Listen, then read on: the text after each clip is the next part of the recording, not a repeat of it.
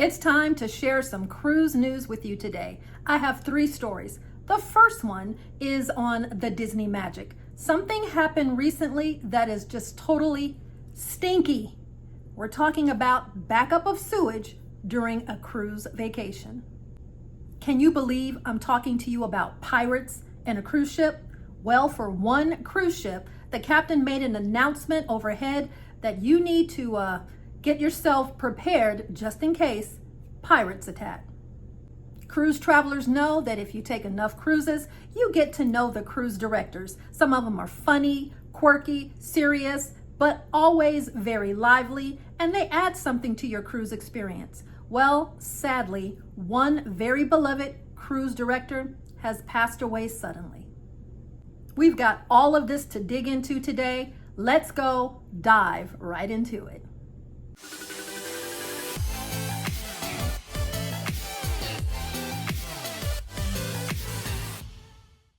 Hello everyone, it's Cynthia, your host. Welcome back to today's show. I took a little break from the cruise news, and in that time, so much has happened. There's a lot for us to dig into, so I'm gonna get right to it. We're gonna start off with the first story, which takes us over to Disney Cruise Lines. We're talking about the Disney Magic. Now, the Disney Magic celebrated its maiden voyage years ago, actually, July 30th of 1998. The ship is the oldest in the Disney fleet, and currently it sails out of Galveston, Texas. Well, on a recent cruise, there was a very stinky problem. There was a backup of sewage on the ship. Now, this is like going to get slightly gross here, but this backup of sewage, well, it left feces seeping into the carpets of multiple cruise rooms. Now, the story is that this problem was caused by pressure issues within the Disney Magic's plumbing system. This happened when the 2,700 passenger ship had left Galveston for a 6-night adventure, round-trip Western Caribbean cruise. Passengers stated that when this happened, it affected multiple rooms and there were no other rooms available for those passengers to switch into.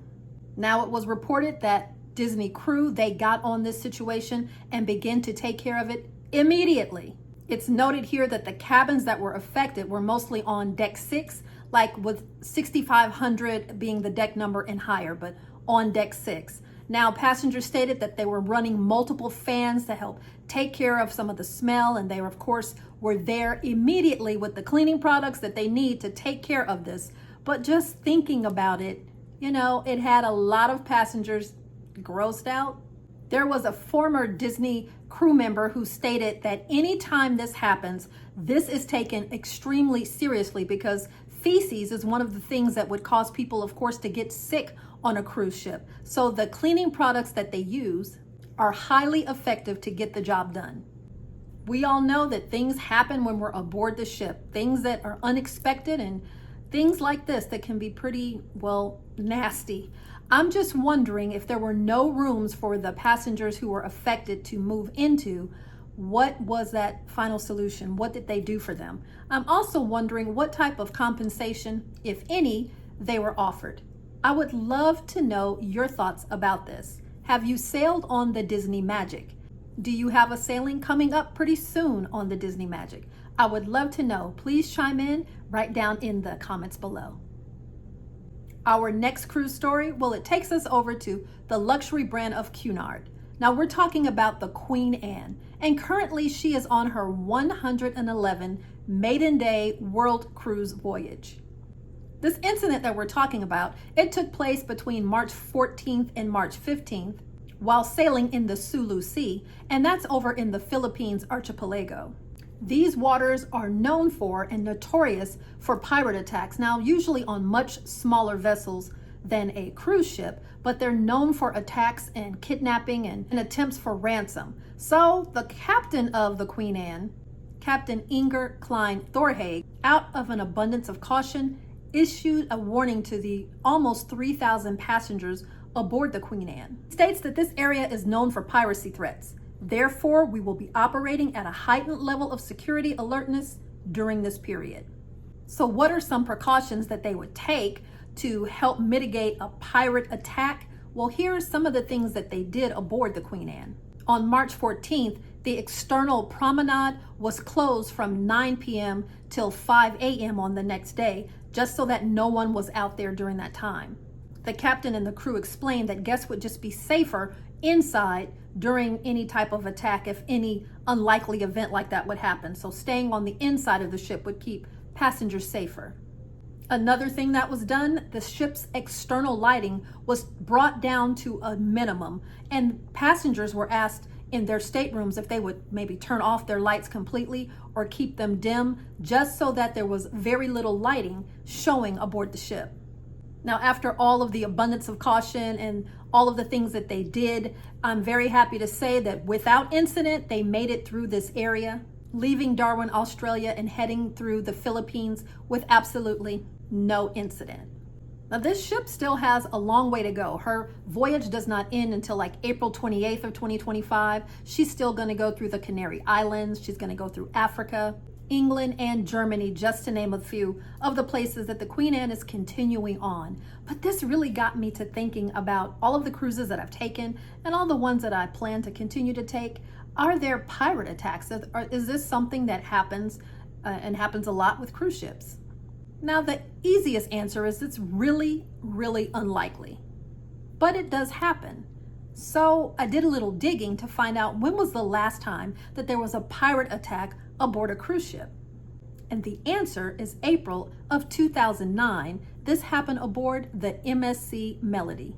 So although there was this potential attack from pirates aboard the MSC Melody, they did escape this pirate attack, and they used some evasive measures, and it included making really large waves in the ocean so that these pirate ships just couldn't get close enough to like board the ship and carry out this attack.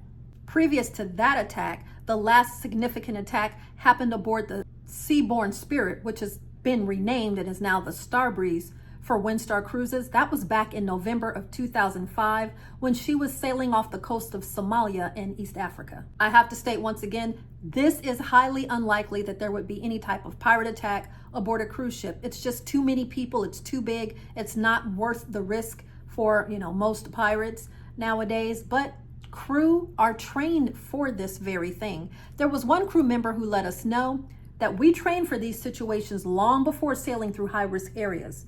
Cruise ships have a lot more on board than water guns. Pirates are after cargo and fishing vessels with small crews, not a cruise ship with thousands of passengers. And our modern cruise ship nowadays, they're equipped with all kind of security measures to fend this off and to, see these attacks before they can get close to the ship. Still, this was quite a unique experience if you were on board the Queen Anne. I'd love to know your thoughts about this. Please drop it in the comments below.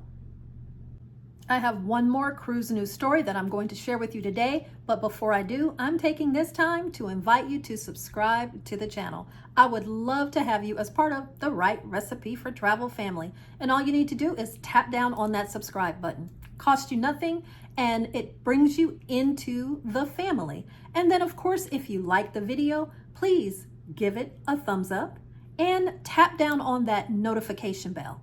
Anytime that we put out a new video, you'll be notified immediately.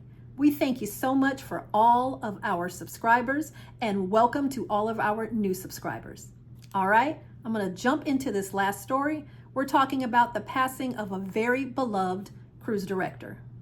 For many years when I cruised, I didn't even realize that there was a cruise director on board the ship. But then as I got a little bit more familiar with cruising, you got to meet those cruise directors. Even, dare I say, look forward to who the cruise director will be aboard your ship, because they do add tons of fun. They just start the mood. They're the person who gets up on the mic and introduces everyone. They might be the person that you hear a daily talk show. They're the person you see around the cruise ship, smiling, shaking hands, meeting other people. They really direct that cruise. They get the party started. It's like the liveliness and the activity and just that whole feeling aboard the cruise ship. And many of us have traveled, and we actually have stories about our favorite cruise director. Maybe you even have pictures or videos with your favorite cruise director. This story, unfortunately, is about the passing of a very beloved cruise director. And he was a director aboard several different cruise lines, aboard Princess Cruise Line, Royal Caribbean, as well as Norwegian Cruise Line. One of his catchphrases was, "Let the good times roll." That cruise director is Matt Baker.